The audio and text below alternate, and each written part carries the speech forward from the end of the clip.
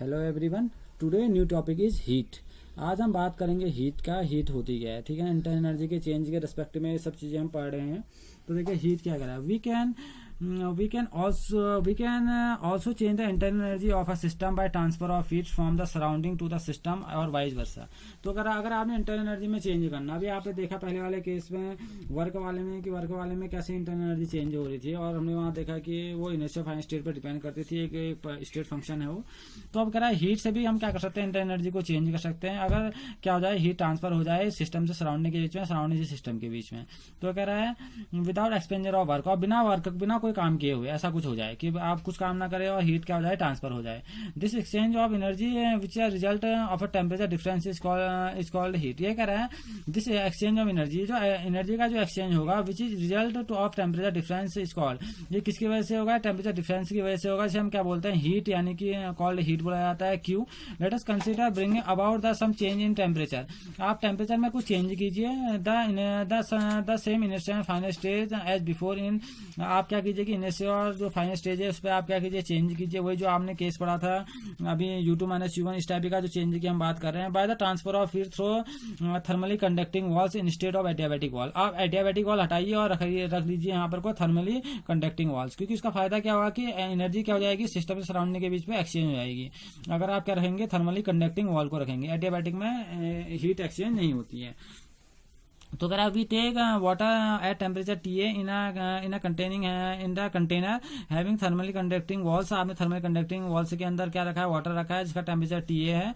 से made up of copper and close in the huge heat receiver at temperature TB। आपने क्या रख दिया है कि उसमें आपने हीट देना स्टार्ट किया है और वो कॉपर में आपने रखा है। The heat absorb by the system. System क्या करेगा, हीट को एब्जॉर्ब करेगा। सिस्टम मतलब आपका वाटर। क्यों can be measured in the terms of temperature difference. आप क्यू को कैसे मेजर कर सकते हैं, टेम्परेचर डिफरेंस से मेजर कर सकते हैं, TB minus TA। In the case change internal energy, तो आप को इंटरनल एनर्जी किसके बराबर हो जाएगी, इंटरनल एनर्जी के बराबर हो जाएगी।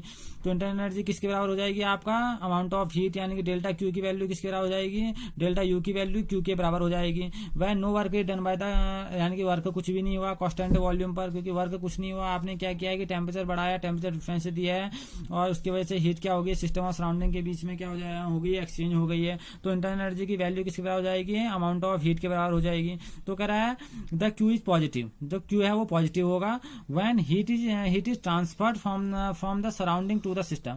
जब सराउंडिंग से सिस्टम को दिया जाएगा तो Q की वैल्यू पॉजिटिव होगी, और जब Q की वैल्यू निगेटिव कब होगी, जब heat is transfer from system to the surrounding. जब सिस्टम सराउंडिंग को देने लग जाएगा तो Q की वैल्यू निगेटिव हो जाएगी। जैसे वर्क के लिए थी वैसे आपके लिए हीट के लिए भी होगी।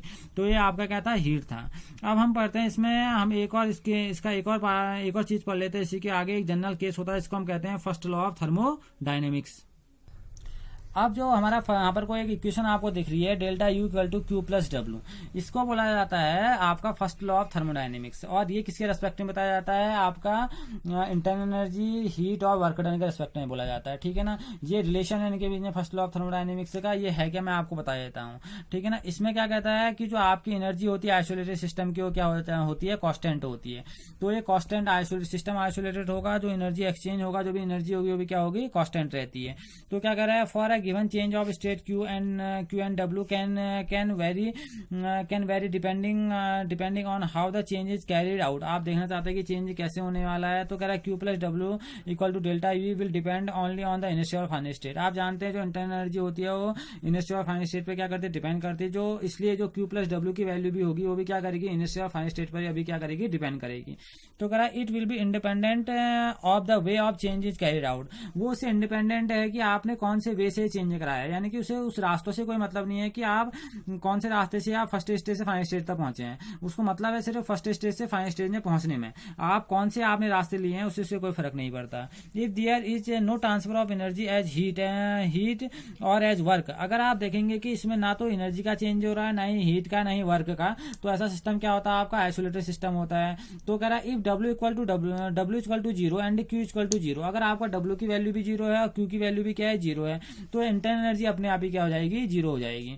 तो कह रहा है इक्वेशन अगर आपने देखा यहाँ पर को डेल्टा यू, यहाँ से देख रहे हैं आप delta U equal to Q plus W, इसे ये एक मैथमेटिकल स्टेटमेंट है किसका, फर्स्ट लॉ ऑफ थर्मोडायनेमिक्स का, जो एक क्या कहता है, जो कहता है the energy of an isolated system is constant. जो आइसोलेटेड सिस्टम की जो एनर्जी होती है वो क्या होती है, कांस्टेंट होती है, क्योंकि जीरो को आप क्या कहते हैं, कांस्टेंट कहते हैं।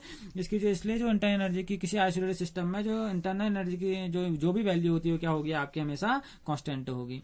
तो और इसका जो कॉमनली स्टेटमेंट है फर्स्ट लॉ ऑफ थर्मोडायनेमिक्स का, वो क्या है, उसको बोला जाता है, इसको एक और लॉ के नाम से बोला जाता है, इसको बोला जाता है conservation of energy, that is energy neither be created nor be destroyed.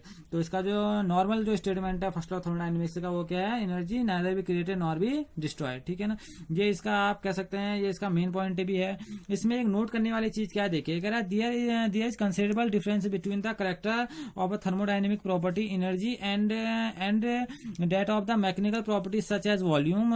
We can specify an average यानी कि absolute value of the volume of a system in a particular state but not the absolute value of internal energy. देखिए क्या कह रहा है, ये considerable difference है, कह रहा है किसके कैरेक्टर में, थर्मोडायनेमिक प्रॉपर्टी यानी कि एनर्जी के रेस्पेक्ट में, और मैकेनिकल वर्क यानी कि वॉल्यूम ऑफ एनर्जी के रेस्पेक्ट में एक मेन डिफरेंस है, कह रहा है वो क्या है, कह रहा है वो एक एब्सोल्यूट डिफरेंस है, कह रहा है कि दैट मींस कि absolute value of volume of a system in a particular state but not the absolute value of the internal energy. आप एब्सोल्यूट वॉल्यूम की बात कर सकते हैं, लेकिन आप एब्सोल्यूट इंटरनल एनर्जी की बात नहीं कर सकते, ठीक है ना। तो कह रहा है however we can measure only the change in internal energy.